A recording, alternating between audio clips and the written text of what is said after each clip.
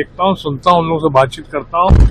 वो लोग ऐसा लगता है कि ज्यादती बहुत हो रही है एसआईआर के नाम पे, और भारत सरकार को नहीं बल्कि भारतीय जनता पार्टी हमारे दोस्तों को सबसे ज्यादा घबराहट जो है बंगाल में ही दिख रहा है। बौखलाहट बंगाल की है।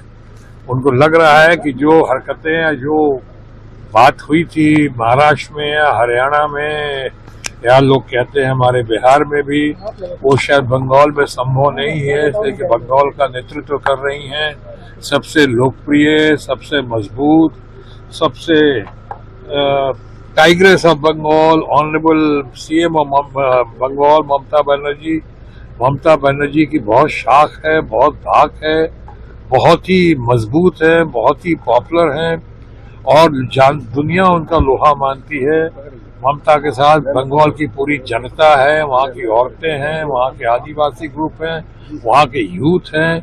बहुत सारी योजनाएं देश में आज शुरू हुई हैं, वो ममता बनर्जी के ही राज में शुरू हुई, जिसको कि लोगों ने बाद में फॉलो किया है भारतवर्ष में।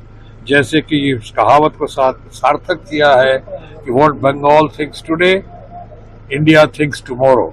ये स्वास्थ्य साथी जो आयुष्मान भारत की जो योजना, वो स्वास्थ्य साथी बंगाल से शुरू हुई है, बंगाल ने इंस्पायर किया। उसी तरह बंगाल में जो औरतों को जो हर महीने हमारी महिलाओं को, हमारे परिवार के सदस्यों को या जो मिल रहा है वहाँ पे आदिवासी महिलाओं को, जो हमारे परिवार की आदिवासी महिलाएं हैं, या वहाँ पे गर्भवती महिलाएं जो हैं, या हमारे बच्चियां जो पढ़ती हैं, जो कॉलेज जाती हैं, ग्रेजुएशन करती हैं, आगे पोस्ट ग्रेजुएशन करती हैं, इन सबका जैसे सही मायने में माँ की तरह, दीदी की तरह हमारी ममता बनर्जी ने ख्याल रखा है।